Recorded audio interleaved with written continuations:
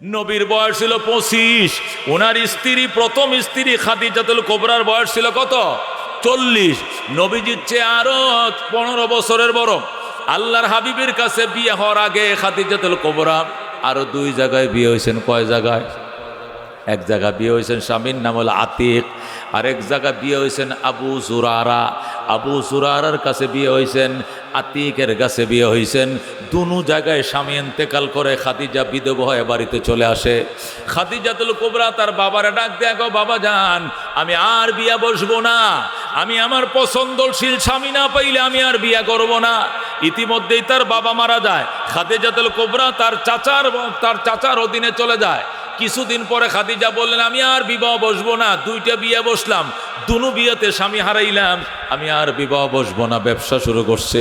হযরতে খাদিজার ব্যবসার মধ্যে এত বারাকাত হয়েছে, টাকার পাহাড় হয়ে গেছে খাদিজার। এখন টাকার হিসাব রাখার জন্য ম্যানেজার লাগে। ম্যানেজার রাখছে হযরতে মাইসিরাকে। মাইসিরা হলো শুধু টাকার হিসাব রাখে, পুরা ব্যাংক হয়ে গেছে খাদিজা। আল্লাহু আকবার। খাদিজার টাকা রাখার জন্য, হিসাব রাখার জন্য একজন ম্যানেজার লাগে। ম্যানেজার নাম হলো মাইসিরা। মাইসিরা খাদিজারা ডাক দেখো, ম্যাডাম আপনার এত টাকা, আমি এগুলোকে সাথে নিয়েও যাইতে পারি না, এক জায়গায় রাইখেও যাইতে পারি না, পাবলিকের ভয়, সুতরাং সহকারী আরেকজন ম্যানেজার আমাকে দেন, শুধু টাকাগুলো দেইখা রাখবে, তবে লোকটা যেন বিশ্বস্ত হয়, নতুবা কিন্তু টাকা চুরি হয়ে যাবে, টাকা কিন্তু ছিনতাই হয়ে যাবে। খাদিজাতুল কুবরা বললেন, মাইসিরা তুমি খুঁজে বের করো কাকে দিলে ভালো হয়। মাইসিরা গোটা মক্কার মধ্যে আল্লাহু আকবার চিরুনি অভিযান চালায় পাইলেন। এতিম নবীর নাম পাইলেন। আব্দুল মুত্তালিবের নাতি লাগে, আবু তালেবের বাতিজা লাগে। বাবা ছিল আব্দুল্লাহ, উনি নাই। মা ছিল আমিনা, উনিও নাই। দাদাও নাই। আপাতত তার চাচা আছে, চাচার অধীনে তিনি বড় হচ্ছেন। বয়স আনুমানিক 25 বছর, এখনো 25 পুরা হয় না, 24 চলতেছে। এই ছেলেটার মতো একটা ন্যায় নিষ্ঠাবান ছেলে আরবের মধ্যে দ্বিতীয় কেউ নাই। লোকেরা আলামিন বলে ইতিমধ্যেই তারা খেতাব দিয়ে দিছে। আল্লাহু আকবার। মাইসিরা বলে, ওই ছেলেটাকে আপনি ম্যানেজার বানাইতে পারেন। এই জন্য সবাই যে আল্লাহর হাবিবের কাছে, আল্লাহর হাবিব বললেন, আমি এই ব্যাপারে কিছুই বলতে পারবো না। আমার চাচা, আমার গার্জিয়ান, আমার চাচা আবু তালেবের কাছে যান। আবু তালেবের কাছে খাদিজা যায়, বলে, হে আবু তালেব, আপনার বাতিজা মোহাম্মদ চাকরি করবেনি? কোথায় ডিউটি করবে? মক্কাও করবে, বাহিরেও ব্যবসায়িক কাজে সিরিয়াও যাইতে হইতে পারে, ইয়েমেনও যাওয়া লাগতে পারে, বাহির দেশেও যাওয়া লাগবে, মক্কাও কাজ করবে। আবু তালেব বলল, আমার বাবা আব্দুল মুত্তালেবের ওসিয়ত আমার বাতিজাকে দেখশন করার জন্য, সুতরাং আমি একা তাকে বিদেশে দিতে পারবো না। যদি আমার বাতিজা চাকরি করে তাহলে আমাকেও বেতন দিতে হবে, বাতিজার সঙ্গে আমাকেও যাইতে হবে, তারে দেখে শুনে রাখার জন্য আমার বাবা ওসিয়ত করে গেছেন। সুবহানাল্লাহ। খাদিজা বলেন, তোমার বাতিজারের সুনাম শুনি, এই বাতিজার সুনাম খ্যাতির কারণে আমি তার উপরে আশেক হয়ে গেছি, আমি তাকে চাকরি দেবই, প্রয়োজনে তোমাকেও বেতন দিব। আল্লাহর হাবিব সাল্লাল্লাহু আলাইহি সাল্লামের বয়স 25 শুরু হয়ে গেছে।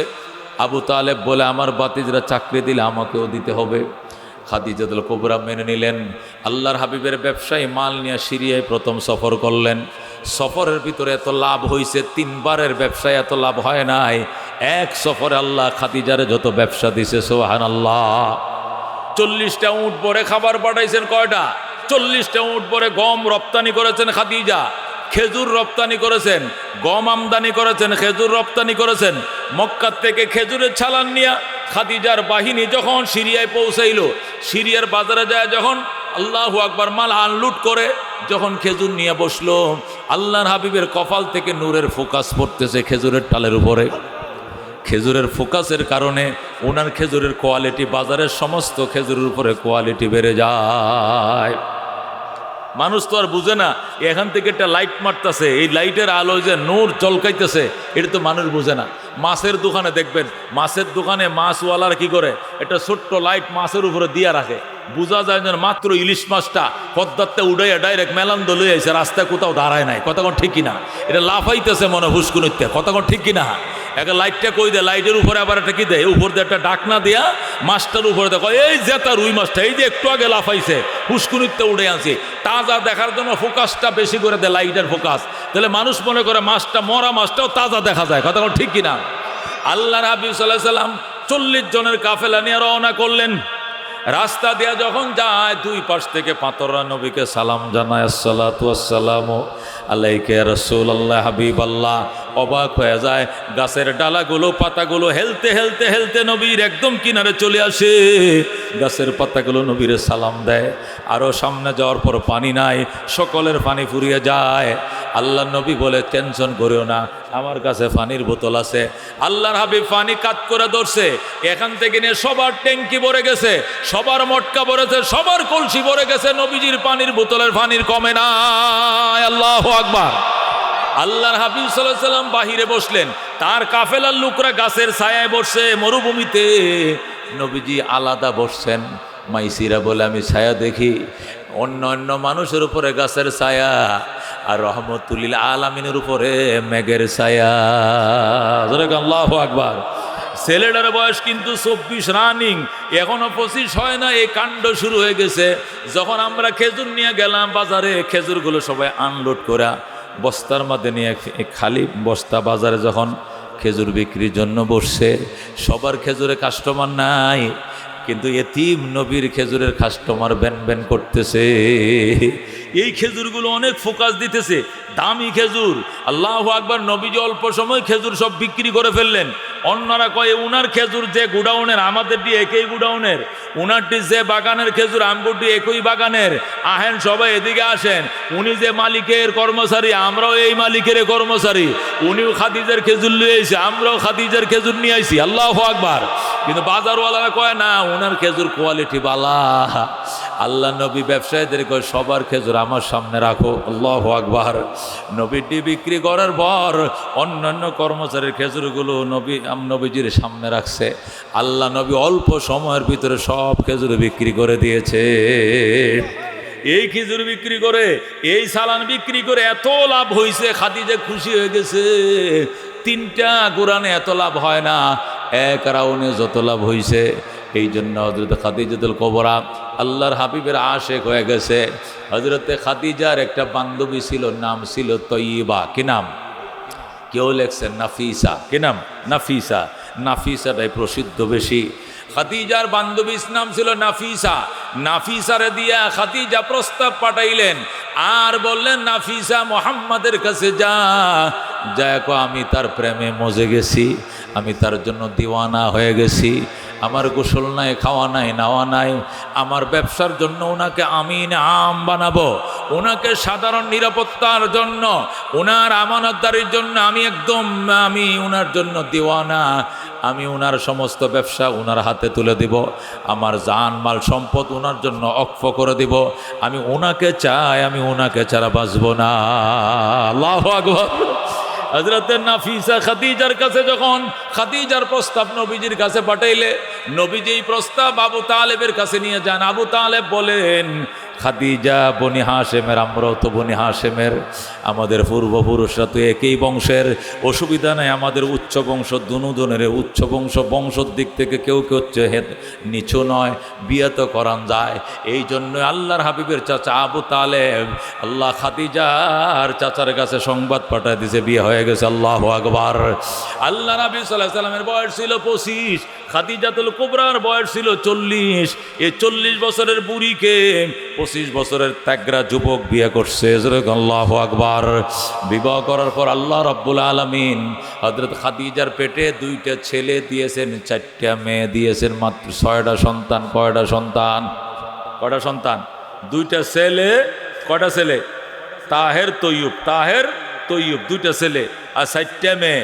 বড় মেয়ের নাম হলো হযরতে জয়নব, এরপরে মেয়েটার নাম হলো হযরতে রুকিয়া, 3 নম্বর মেয়ের নাম হযরতে উম্মে কুলসুম, 4 নম্বর মেয়ের নাম হযরতে ফাতেমা। কয়টা মেয়ে? 4টা মেয়ে। জয়নব, রুকিয়া, উম্মে কুলসুম, ফাতেমা, 4টা মেয়ে দিছে আল্লাহ, আর 2টা ছেলে দিছে, 6টা সন্তান। খাদিজাতুল কুবরার ঘরে আল্লাহ রাব্বুল আলামিন 6টা সন্তান দিছেন। 6টা সন্তান পাওয়ার পর আল্লাহর হাবিবের ফ্যামিলি ভরে গেছে বাচ্চা। আল্লাহু আকবার। হযরতে খাদিজাতুল কুবরা ইন্তেকাল করেন। লম্বা ঘটনা, এগুলো বলার সময় নেই। খাদিজার ইন্তেকালের পর নবীজি মদিনায় হিজরত করে চলে যান। মদিনায় যায়া বিবাহ করছেন 6 বছরের আল্লাহু আকবার কন্যা হযরতে সিদ্দিক আকবর রাদিয়াল্লাহু তাআলা আনহু দ্বিতীয় মেয়ে। হজরত আয়েশা সিদ্দিকাকে নবীজি বিয়ে করেন। বিবাহর উকালতি করেছে হজরতে জিবরাইল আলাইহিস সালাম। এই বিয়ার উকিল হজরতে জিবরাইল আলাইহিস সালাম।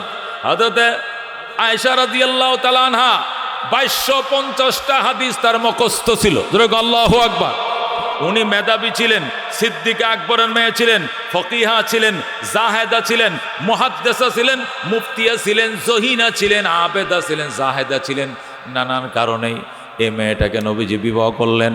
আল্লাহর হাবিব সাল্লাল্লাহু আলাইহি সাল্লাম এমনি বিবাহ করেন নাই।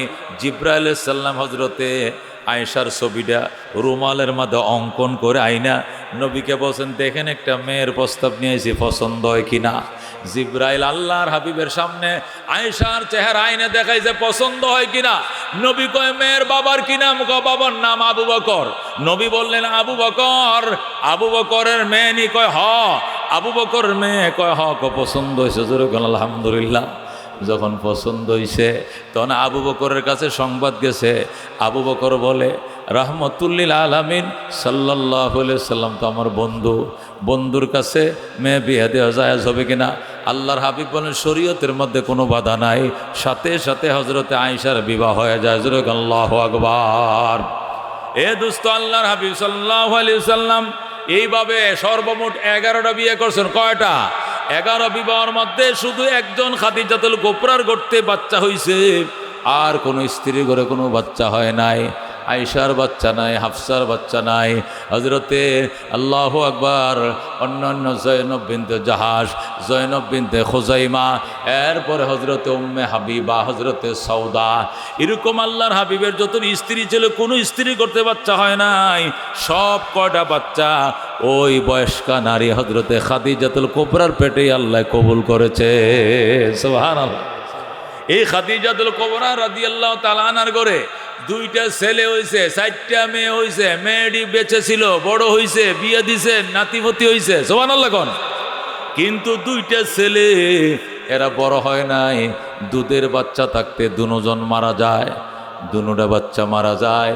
দুটা বাচ্চা মারা যাওয়ার পরে আল্লাহর নবী একটু হতাশ হয়ে গেলেন, কান্নাকাটি করলেন, শোকাহত হয়ে গেলেন। তখন মক্কার কাফেররা নবীকে টিটকারি মারা শুরু করলো।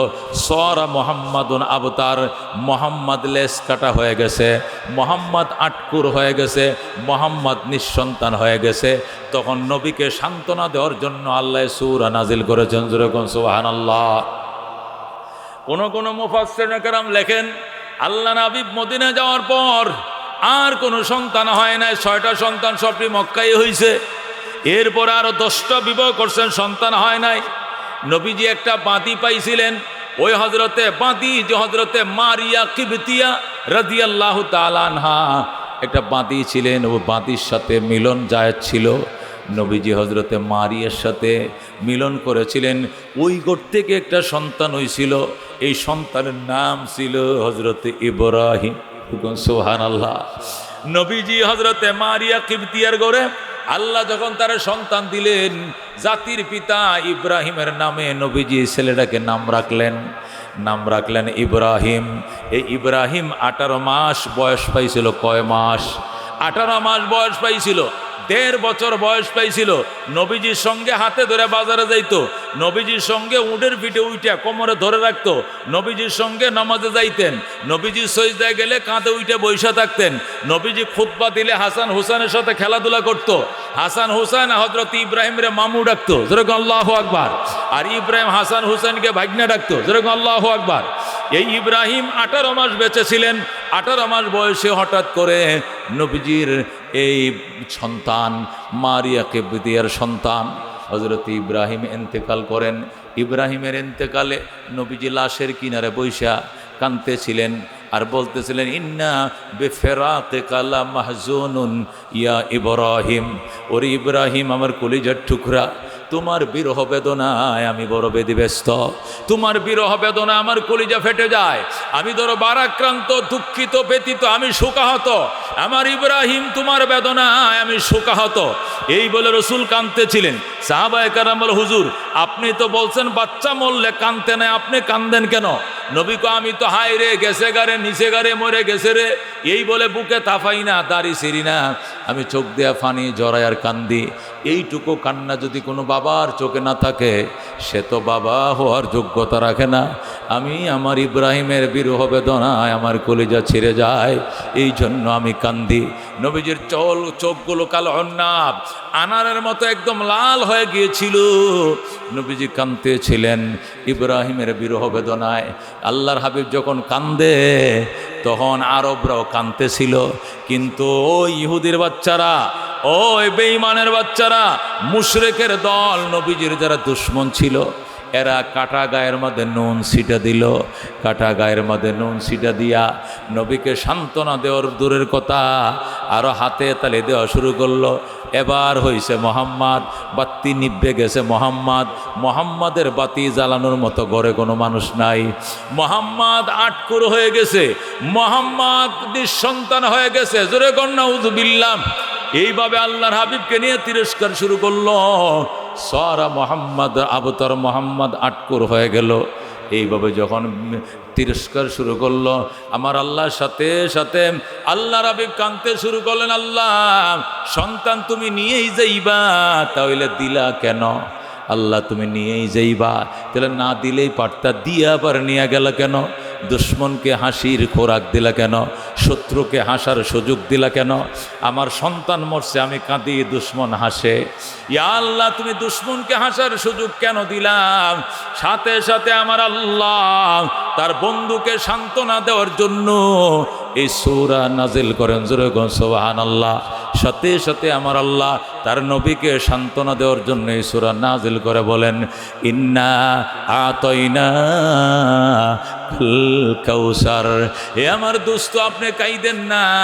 আপনার দুঃখে বেদনায় যারা সান্ত্বনা না দিয়া লবণ ছিটা দেয়, যারা আপনার দুঃখ বেদনায় সান্ত্বনা না দিয়া হাতে তালি দেয়, আপনারকে তিরস্কার করে টিটকারি মারে, আমি বলতে চাই শোনেন, আপনাকে হাউজে কাউসার দান করেছি। জোরে আল্লাহু আকবার। আজকে যারা আপনাকে নিয়ে হাততালি দেয়, একদিন ওরা কানবে আর পানি পানি করে যখন চিৎকার মারবে, ওই দিন পানির কাউসারের জন্নাটার চাবি কাটে আপনার হাতে দিয়ে দিলাম। আজকে যারা আপনাকে সান্ত্বনা না দিয়ে তিরস্কার করে, ওরা ওই দিন ভিক্ষুকের মতো এক গ্লাস পানির জন্য ভিক্ষা খুঁজতে আসবে আর বলবি, ইয়া রাসূলুল্লাহ, হাবিব আল্লাহ, তৃষ্ণায় কলিজা ফেটে যায়, আতিনি শারাবান তাহুরা, আমাকে এক গ্লাস পবিত্র পানি আমাকে দান করেন। জোরে আল্লাহু আকবার। হে বন্ধু, কাফেররা আপনাকে নিয়ে তিরস্কার করে, আপনি এই জন্য মন ছোট করবেন না, খাটো করবেন না। আপনাকে আমি কাউসার দান করেছি। জোরে সুবহানাল্লাহ। এই জন্য আপনাকে দুইটা কাজ করতে হবে। এক নম্বর, ফাসাল্লি লিরাব্বিকা, আপনার রবকে খুশি করার জন্য নামাজ পড়েন। কি পড়েন? আপনি শুকরিয়াতার নামাজ পড়েন। আপনি বিরহ বেদনা না কাইদা আপনি নামাজ পড়েন। আপনি চাচা হারাইছেন, নামাজ পড়তে বলছিলাম। আপনি বিবি হারাইছেন, নামাজ পড়তে বলছিলাম। আপনি খাদিজা হারাইছেন, তখনও তো নামাজ পড়তে বলছি। আল্লাহু আকবার। চাচা হারাইছেন, নামাজ দিয়েছি। খাদিজা হারাইছেন, নামাজ দিয়েছি। তায়েববাসীরা দুর্ব্যবহার করছে, তখনও তো নামাজ দিয়েছি। মেয়েরাজ নিয়ে জোরে আল্লাহু আকবার। আজকে সন্তান হারাইছেন, এখানেও নামাজ। ফাসাল্লি লিরাব্বিকা, আপনার রবকে খুশি করার জন্য নামাজ পড়েন। আল্লাহ আর কুরবানি করেন, নিজের জান এবং মাল দুটের কোরবানি দেন। এক নম্বরে নামাজ পড়বেন, জানের কোরবানি। দুই নম্বরে পশু জবে করবেন, মালের কোরবানি। জান মাল দুইটার ত্যাগ দেন। কাফেররা আপনাকে নিয়ে তিরস্কার করুক, মস্কারি করুক, এই নিয়ে টেনশনের কোনো দরকার নাই। ইন্না শানি আকা হুয়াল আবতার, নিশ্চয় যারা আপনার বদনাম করে, যারা আপনাকে নিয়ে কুৎসা রটায়, যারা আপনার দুশ্মন, হুয়াল আবতার, এরাই হবে লেস কাটা, এরাই হবে আটকোর। আমার বন্ধু কোনো দিন আটকোর হবে না। জোরে কোন সুবহানাল্লাহ। আল্লাহ বলেন ইন্না শানিআকা হুয়াল আবতার। আমার বন্ধু যারা আপনাকে আবতার বলে গালি দেয়, যারা আপনাকে আটকুর বলে গালি দেয়, যারা আপনাকে নির্বংশ বলে গালি দেয়, ওরাই নির্বংশ। ইন্না শানিআকা, নিশ্চয়ই আপনার বদনামকারী যারা, আপনাকে তিরস্কার করে যারা, হুয়াল আবতার, এরাই নির্বংশ। আমার বন্ধু নির্বংশ হবে না। আল্লাহু আকবার। আল্লাহর হাবিবের বংশ এখনো দুনিয়াতে আছে না নাই? এখনো নবীজির বংশ কুরাইশরা এখনো আছে। নবীজির ছেলে নাই, ছেলের বংশ নাই, কিন্তু মেয়ের বংশ ফাতেমার বংশ কুরাইশরা এখনো আছে। আল্লাহু আকবার। কিয়ামত পর্যন্ত কুরাইশের বংশের সিলসিলা থাকবে। আল্লাহ বলেন ইন্না শানিআকা হুয়াল আবতার। যারা আপনার বদনাম গায়, যারা আপনাকে নির্বংশ বলে গাড়ি দেয়, এরাই হবে নির্বংশ। আমার বন্ধু নির্বংশ হবে না। কথা কোন ঠিক কিনা? আল্লাহ ডাক দেখো বন্ধু ও রহমতুল্লিল আলামিন, এক ছেলে হারাইয়া আপনি কাঁদতেছেন, আর কাফেররা টিস্কারি মস্কারি করতেছে, আর আপনি কাঁদতেছেন। কান্নাকাটি বন্ধ করেন, কান্নার সময় নাই, নামাজে দাঁড়ান। কান্নাকাটি করার সময় না, নামাজে দাঁড়ান, কুরবানি করেন। যারা আপনাকে আটকুর বলে গালি দেয়, ওরা আটকুর হবে, আমার বন্ধু আটকুর হবে না। আল্লাহু আকবার। আপনার একটা ছেলে যদি দুনিয়াতে থাকতো, ওই ছেলে খেয়াল কর, আপনার যদি একটা ছেলে থাকতো, আপনাকে আব্বা কতবার ডাকতো? আপনার একটা সন্তান মারা গেছে, সে বেঁচে থাকলে আপনাকে কয়বার বাবা কয়ে ডাকতো? এক ছেলে নিয়ে গেছি, কোটি কোটি সন্তান আপনাকে দিছি। আপনার কোটি কোটি রুহানি সন্তান আছে।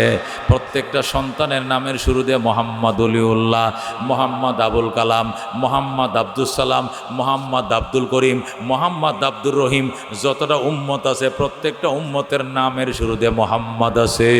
এই কথা ঠিক কিনা? আপনার এক ছেলে মারা গেছে, এক ছেলে আপনার নাম কয়বার নিত? এক ছেলে দুনিয়াতে নিয়ে আইছি, কোটি কোটি রুহানি ছেলে আপনাকে দান করেছে। আল্লাহু আকবার। আমার বন্ধু কোনো দিন নির্বংশ হবে না।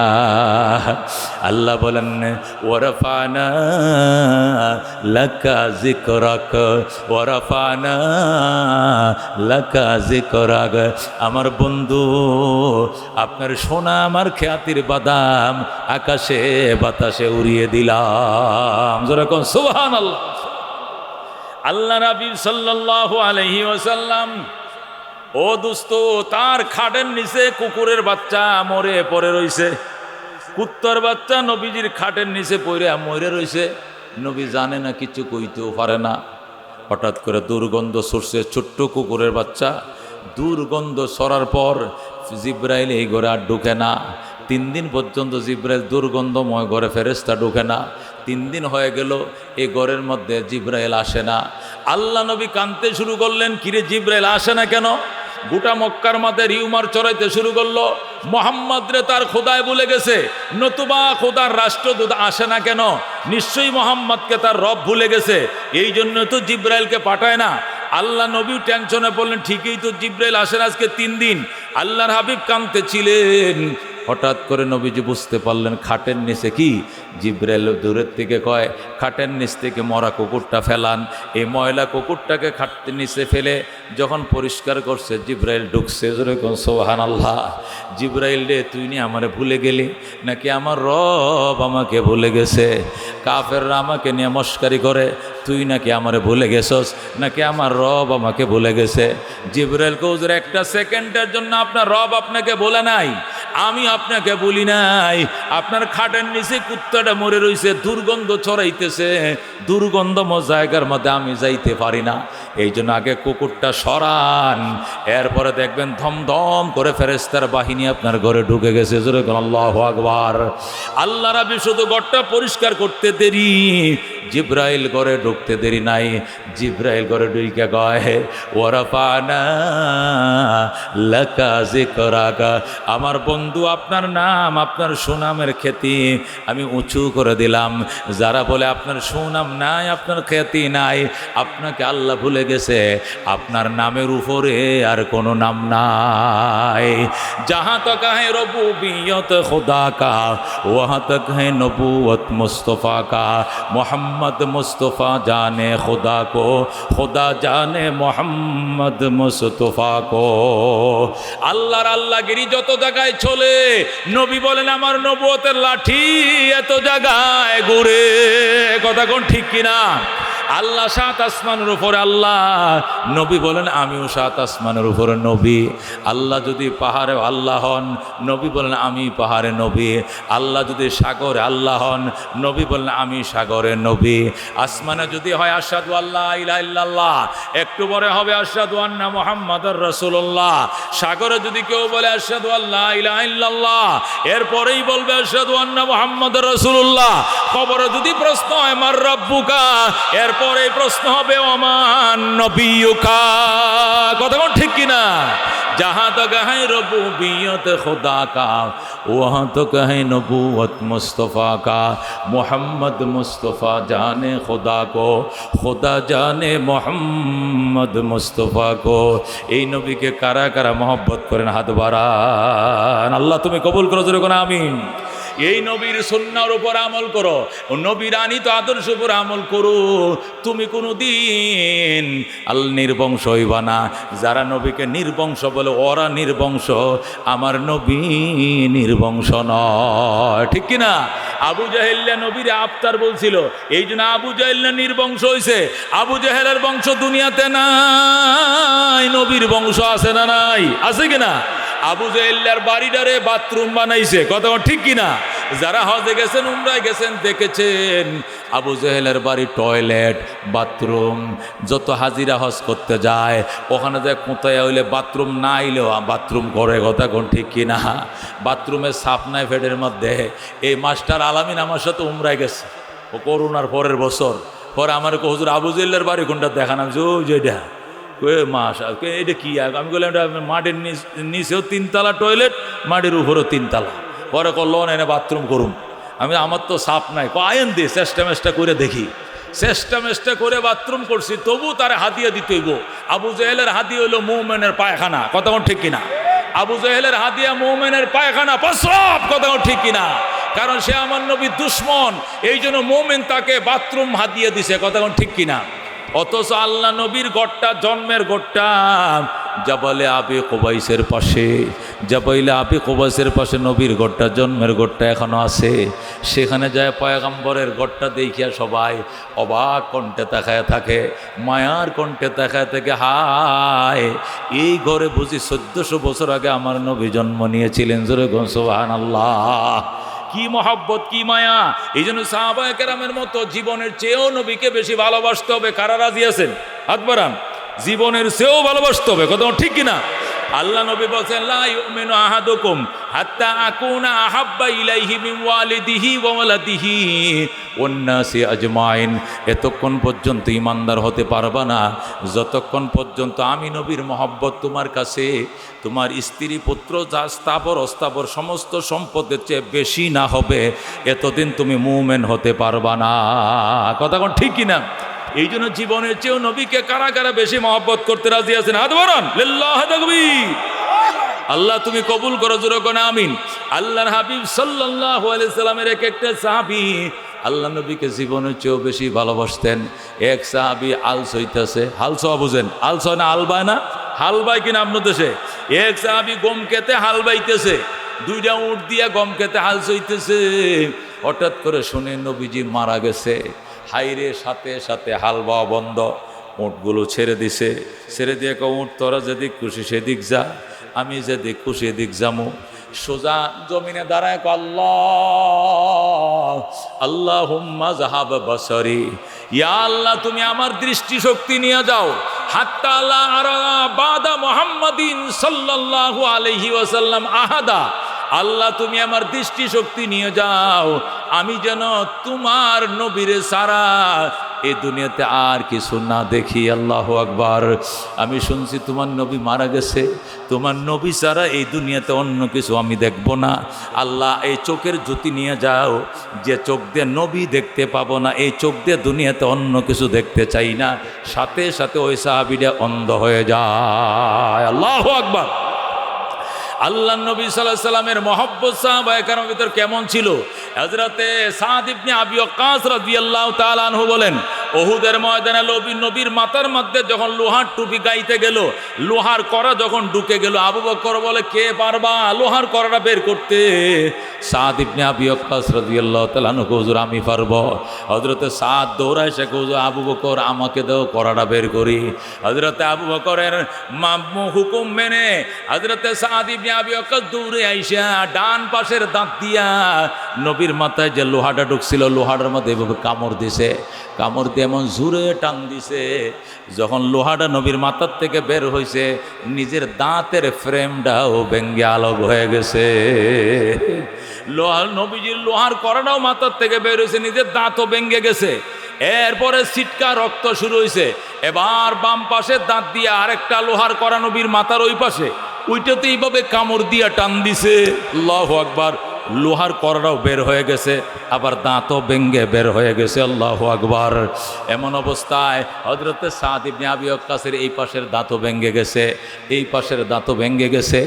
এরপর আল্লাহর দরবারে আল্লাহ তোমার দরবারে নেজাতের জন্য আর কোনো উসিলা বানাইতে পারি নাই, সাদের দাঁত দুইটা তুমি কবুল করে লও, নবীর সঙ্গে জান্নাত দিও। আল্লাহু আকবার। হযরতে সাদের দাঁতের রক্ত আর নবীজির মাথায় লোহার টুপি গাঁথার রক্ত যখন একাকার হয়ে যায়, হযরতে মালিক বিন সিনান রাদিয়াল্লাহু তাআলা আনহু দৌড়ে এসে কই, ইয়া রাসূলুল্লাহ, ইয়া হাবিবাল্লাহ, আমার একটু সুযোগ দিতে কোন। এই বলে সাদরে ধাক্কা দিয়ে ওই দিক সরাইছে, আবু বকরকে ওই দিক সরায়াম। হযরতে মালিক বিন সিনান নবীজির মাথার মধ্যে রক্তটার সাথে মুখটা লাগাইয়া সমস্ত রক্ত চুইসা টাইনা গিলা ফেলাইছে। আল্লাহু আকবার। নবীজির মাথার থেকে যে রক্ত বেড়েছে সব রক্ত পেটে ঢুকায় ফেলছে। আল্লাহ নবী ডাক দেয়া কয়, হে মালিক বিন সিনান, লান তামাসসাকান্নার, লান তামাসসাকান্নার, জাহান্নামের আগুন কোনোদিন তোর স্পর্শ করতে পারবে না। নবীর গায়ে রক্ত যার গায়ে ঢুকছে, নবীর রক্ত যার গায়ে ঢুকছে, এর জীবনেও কোনোদিন জাহান্নামের আগুন স্পর্শ করবে না। যেরকম আল্লাহু আকবার। এ দুস্থ সাহাবায়ে কেরাম কি পরিমাণ মহব্বত করতেন নবীকে। এক যখন শুনছে উহুদের ময়দানে নবীর দাঁত ভেঙে গেছে, মহিলারা পর্যন্ত বের হয়ে গেছে। সাহাবীরা কয়, মা কান্দিস না, তোর স্বামী শহীদ হয়ে গেছে। মহিলা কয়, স্বামীর জন্য কান্দি না, নবীর খবর বলেন, নবীর খবর বলেন। কয়, নবী তো বাইচা আছে। আবার সামনে যায় কয়, সান্ত্বনা দিছে নাকি সত্য কথা, আমার নবীর খবর বলেন। কয়, মা তোমার ছেলেটা শহীদ হয়ে গেছে। কয়, আলহামদুলিল্লাহ, ছেলে শহীদ, আলহামদুলিল্লাহ। নবীর খবর কো ভালো আছে। আবার দৌড়ে গেছে, যাই নবীর খবর বলেন। কয়, তোমার ভাইটা শহীদ হয়ে গেছে, আলহামদুলিল্লাহ। স্বামী শহীদ হয়ে গেছে, আলহামদুলিল্লাহ। ভাই শহীদ, আলহামদুলিল্লাহ। ছেলে শহীদ, আলহামদুলিল্লাহ। তারপর নবীর সংবাদ জানতে চায়, একে বলে সাহাবায়ে কেরাম, জোরে কোন সুবহানাল্লাহ। এই সাহাবায়ে কেরামের মতো মহব্বত, আল্লাহ হৃদয় নিংড়ানো মহব্বত, আল্লাহ নবীকে করা ছাড়া বাজান কোনো দিন মুসলমান হওয়া যাবে না। যারা মহব্বত করছিল জান্নাতের টিকিটটা লয়ে লইছে আবু বকর, ওমর, ওসমান, আলী। কথা কোন ঠিক কিনা? আর যারা মহব্বত করে নাই, আল্লাহ তাদেরকে বলে দিয়েছেন, সাওয়াউন আলাইহিম আনজারতাহুম আম লাম তুনজিরহুম ফাহুম লা ইউমিনুন। আমার বন্ধু, তুমি কানলে কি হবে, এদের চোখে পানি নাই। আমার বন্ধু, তুমি কাইদা লাভ নাই, এদের চোখে পানি নাই। এদেরকে ভয় প্রদর্শন করুন আর নাই করুন, এরা কখনো ঈমান আনবে না, কারণ নবীর প্রতি এদের কোনো মহব্বত নাই। কথা কোন ঠিক কিনা? এই জন্য দোস্ত, নবীর মহব্বত থাকতে হবে। কেমন মহব্বত? যে মহব্বতের দ্বারা এতাত তৈরি হয়। কথা কোন ঠিক কিনা? ওই মহব্বত, যে মহব্বত শুধু মুখে হইলে চলবে না, বুকেও থাকতে হবে। কথা কোন ঠিক কিনা? মহব্বতটা বুকে থাকতে হবে। যে বুকে মহব্বত থাকে, এই মহব্বতের দ্বারা এতাত হয়। কথা কোন ঠিক কিনা? এই জন্য এতাতওয়ালা মহব্বত লাগবে। যে মহব্বতে নবীজির এতাত হয়, ওই মহব্বত লাগবে। বেঈমানরা মহব্বত করে নাই, টিস্কারি করছে আর বলছে সরা মুহাম্মাদুন আবতার, মোহাম্মদ আটকুর হয়ে গেছে, নিঃসন্তান হয়ে গেছে, আল্লাহর গায়ে সয় নাই। আল্লাহ বলছে, ইন্না শানিয়াকা হুয়াল আবতার, তুই আটকুর, আমার বন্ধু আটকুর না। কথা কর ঠিক কিনা? পথ দেখান, সরল পথ দেখান, ঠিক কিনা? এই জন্য দোস্ত, আমি বিশ্বাস করি, আপনাকে বিশ্বাস করতে হবে, এই জান্নাতের বাগানে কেউ আনে নাই, আমার আল্লাহ এনেছে। কথা কোন ঠিক কিনা? আমি বাড়ির থেকে এখানে পৌঁছাইতে আমাকে 10 বার শয়তানে ধোঁকা দিছে এখানে না আসার জন্য। কতক্ষণ ঠিক কিনা? গরওয়ালি অসুস্থ, ছোট বাচ্চার গায়ে জ্বর, দোকান বন্ধ করা এত সকালে ঠিক হবে না, রিক্সা এত সকালে বন্ধ করা ঠিক হবে না, এই সমস্যা ওই সমস্যা, নানান সমস্যার অজুহাত দিয়া মাহফিলে না আসার জন্য অনেক বাধা দেওয়া হয়েছে। এ 10টা বাধা উপেক্ষা করে আল্লাহ এখানে আনছে। জোরে কোন আলহামদুলিল্লাহ। আল্লাহ গুনার গাটুরি বহন করে এসেছি, মুনাজাত শেষে নিষ্পাপ হয়ে বাড়িতে ফেরার তৌফিক দান করেন। জোরে কোন আমিন।